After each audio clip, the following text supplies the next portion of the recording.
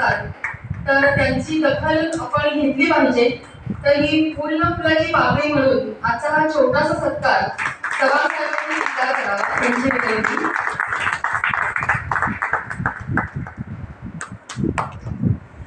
धन्यवाद बाबळे साहेब. आणि सविता चव्हाण यांना एक छोटीशी प्रेमाची भेट साडी आणि शॉल श्रीफळ मी शिल्पाला विनंती करते की तिने त्यांचा सत्कार करावा. सक्षम अर्धांगिनी मिळाल्याने आयुष्य किती सुखकर होतं हे आज आपण स्टेजवर बघतो आहोत. आणि या दोघांनाही जे कुलगौरव पत्रक देण्यात येत आहे त्याच्यावर जे लिहिले आहे तेच तुम्हाला वाचून दाखवते.